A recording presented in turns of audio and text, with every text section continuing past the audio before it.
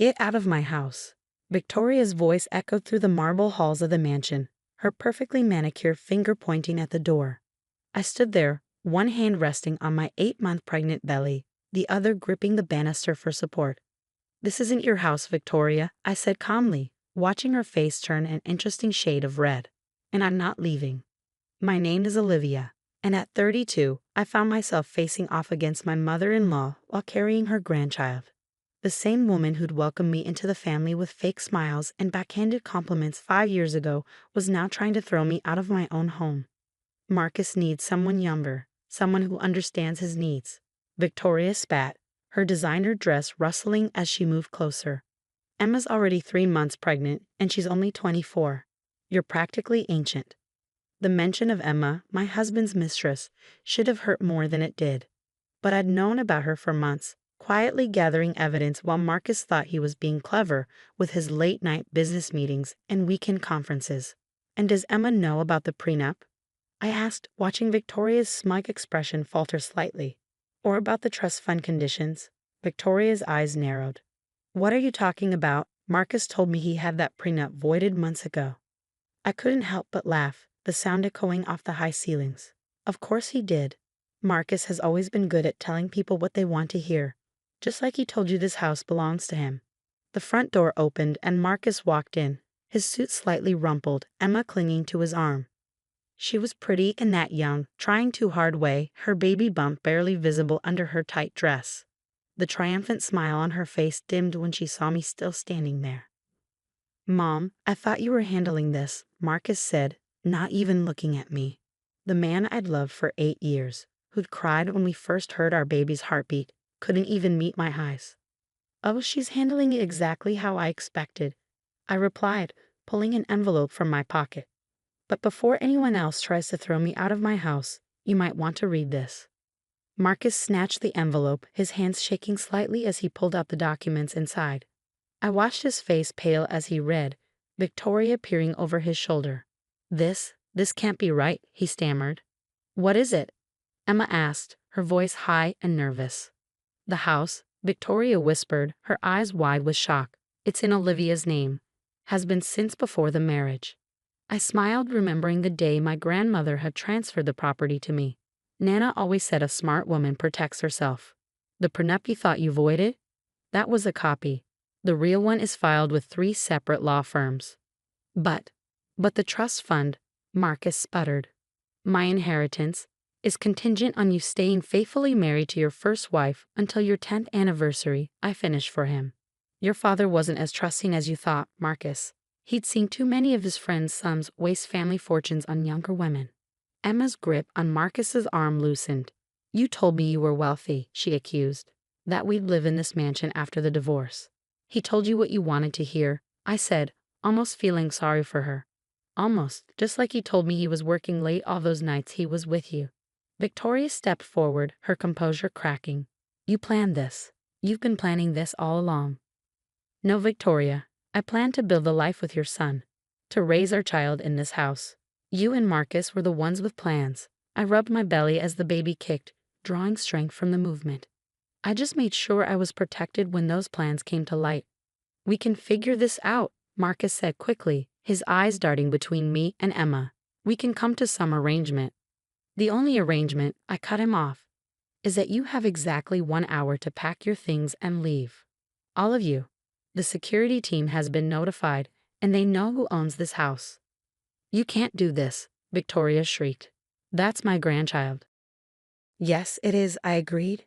And when this baby arrives, they'll know exactly who stood by them and who tried to throw their pregnant mother out of her own home. Emma was already backing toward the door, her dream of playing Lady of the Manor crumbling before her eyes. Marcus looked lost, probably realizing for the first time that his carefully constructed house of cards was falling apart. 1 hour, I repeated, turning to climb the stairs. After that, the police will be happy to escort you out. This isn't over, Victoria called after me. We'll fight this. I paused at the top of the stairs, looking down at the 3 people who thought they could discard me so easily.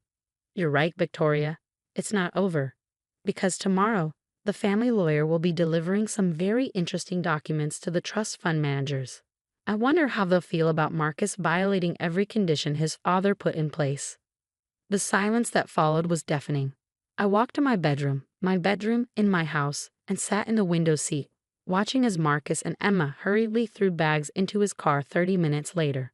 Victoria stood on the driveway, still in shock, probably trying to figure out how her perfect plan had backfired so spectacularly. As they drove away, I felt the baby kick again. "Don't worry, little one," I whispered, resting my hand on my belly. "Mommy made sure it will be just fine." What they didn't know was that this was just the beginning. Tomorrow, when the trust fund managers received proof of Marcus's infidelity and the pregnancy he conceived while still married to me, the real fallout would begin. Victoria's dreams of her son inheriting control of the family fortune would crumble like a house of cards. Sometimes the best revenge isn't about getting even. It's about being prepared and watching as those who underestimated you realize their mistake too late. I picked up my phone and dialed my grandmother's number. She answered on the second ring, her voice warm and knowing. "Is it done?" she asked. "Yes, Nana," I replied, watching the sunset paint the gardens in shades of gold. "They're gone." "Good girl," she said proudly. "Now, shall we discuss what to do with that trust fund once Marcus is officially disinherited?" I smiled, thinking of all the plans I had for my child's future. "Actually, Nana, I have some ideas about that." The next morning, I sat in my grandmother's sunlit kitchen, watching her prepare her famous chamomile tea. At 75, Nana was still sharp as a tack and twice as cunning. She taught me everything I knew about protecting myself in a world that often underestimated women. "James called," she said, sliding a cup towards me.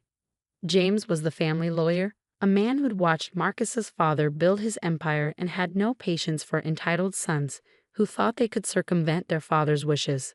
"The trust fund managers were very interested in the evidence you gathered." I sipped my tea, remembering all the late nights I'd spent documenting Marcus's indiscretions. The hotel receipts, the bank statements showing purchases from luxury boutiques that certainly weren't for me, the time-stamped photos of his not-so-secret meetings with Emma. How did they take it? Let's just say Marcus won't be getting his hands on that money anytime soon. Nana's eyes twinkled. His father's conditions were very specific. Faithfulness until your 10th anniversary wasn't just a suggestion. It was legally binding. My phone buzzed with a text from Victoria. "You've ruined everything. Marcus is devastated. How dare you do this to our family?" I showed the message to Nana, who snorted. That woman never did understand the meaning of consequences. "How's the little one this morning?" As if on cue, the baby kicked. "Active," I smiled, rubbing my belly. "Just like their mother." The doorbell rang, and Nana's housekeeper appeared moments later with an unexpected visitor. Emma. She looked different from yesterday, her carefully maintained facade cracking around the edges. "I need to talk to you," she said, wringing her hands. "Please." Nana raised an eyebrow but nodded, stepping out to give us privacy. I gestured for Emma to sit. "Marcus lied to me," she blurted out, tears welling in her eyes. "About everything. The money, the house, his marriage. He told me you were separated, that you were living off his generosity. He said once the baby came, we'd be a real family." I pushed a box of tissues across the table. "And now you know the truth. Victoria came to my apartment this morning." Emma continued. "She was furious, saying I'd ruined her son's inheritance. She demanded she wanted me to." She broke down, unable to finish. "Let me guess," I said, feeling a mix of pity and vindication. "She wanted you to get rid of the baby." Emma nodded, her shoulders shaking. "She said it would ruin everything, that no one could know." Marcus just stood there, letting her say those horrible things. "I thought you loved me." "Marcus loves himself," I replied quietly. "Everything else is just a means to an end." "I don't know what to do," she whispered. "I can't raise a baby alone. I lost my job because Victoria told the board I was morally compromised." I studied the young woman before me, seeing past the mistress to someone who'd been manipulated just as much as I had, just in different ways. "Do you want this baby?" She looked up, surprised by the question. "Yes," she said firmly. "Whatever else happens, yes." I reached into my bag and pulled out a business card. "This is my lawyer's number. She specializes in family law. Call her. Marcus might not want to be a father to your child, but he will be financially responsible." "Why are you helping me?" Emma asked, genuinely confused. "Because my child will have a half-sibling, And I don't believe in punishing children for their parents' mistakes. I handed her another card. This is my number. If Victoria or Marcus threatens you again, call me. After Emma left, Nana returned, looking thoughtful. That was unexpected, she said, refilling our teacups. Life usually is, I replied. Did you know Marcus's father had a second family? That's why he put those conditions in the trust fund. He didn't want his son repeating his mistakes. Nana nodded. History has a way of repeating itself when we don't learn from it. Speaking of which, Victoria's been calling the house all morning, demanding to speak with you. Let her, I said, feeling stronger than I had in months. I have nothing to hide. As if summoned by our conversation, my phone rang, Victoria's number flashing on the screen. I answered, putting it on speaker. How dare you turn that little tramp against us? She hissed. After everything we've done for you. You mean like trying to throw me out of my house while I'm 8 months pregnant? I asked calmly. Or perhaps you mean threatening your unborn grandchild's sibling. That thing is not my grandchild. My grandchild is the one you're carrying. No, Victoria, I said firmly. After yesterday, you've lost the right to claim any connection to my child. As for Emma's baby, they're innocent in all this. Unlike you. We'll fight this, she threatened. Marcus knows people. We'll contest everything. Go ahead, I replied. I'm sure the trust fund managers would love to hear you explain why you think your son deserves to inherit after violating every condition his father put in place. I'm sure the board at Emma's company would be interested in hearing about your threats. Should I continue? The silence on the other end was telling. You've lost, Victoria, I said quietly. The only question now is how much more damage you want to do to your family's reputation before you accept that. She hung up without another word. Nana reached across the table and squeezed my hand. You did good, child. Now, shall we discuss the nursery? That mansion of yours needs some brightening up. I smiled, feeling the weight of the past months lifting. Sometimes the best revenge isn't just about winning. It's about staying true to yourself while watching others reveal who they really are. The baby kicked again, and I knew that whatever came next, we would face it together, stronger for having weathered this storm. Yes, I said to Nana, let's talk about the future. 3 months later, I sat in the hospital room, holding my newborn daughter Lily, while Nana beamed proudly beside me. The delivery had been smooth, and my little girl was perfect, a head full of dark hair and her mother's determination, evident in her strong grip on my finger. The past months had brought changes I never expected. Emma had taken my advice and contacted the lawyer. She was now set up in a comfortable apartment, her prenatal care covered, and a solid support system in place. We weren't friends exactly, but we'd reached an understanding. Our children would be siblings, and that connection deserved respect. Marcus, on the other hand, had spiraled. After the trust fund managers officially revoked his inheritance, he'd moved back in with Victoria, his dreams of luxury living with his young girlfriend shattered. Last I heard, he was working as a junior associate at a small firm, the only place that would hire him after word of his behavior spread through our social circle. A soft knock at the door interrupted my thoughts. It was James, the family lawyer, his eyes twinkling as he looked at Lily. She's beautiful, he said, then cleared his throat. I have some papers for you to sign when you're feeling up to it. The trust fund managers have made their final decision. I nodded, having expected this. What's the verdict?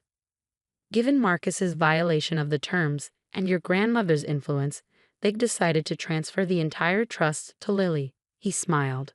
With you as executor, of course. They felt it was fitting, like father like daughter, but this time in the right hands. Victoria had tried to fight it, of course. She'd hired lawyers, threatened lawsuits, even attempted to claim I had tricked Marcus into violating the trust conditions. But evidence doesn't lie, and her desperate attempts only served to further damage their reputation. There's something else, James continued, pulling out another envelope. Emma had her baby last week, a boy. She's named you as godmother. This surprised me.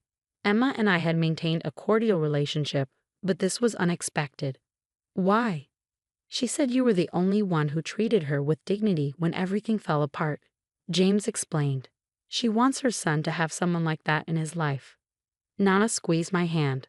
Sometimes the family we choose is stronger than the family we're born into.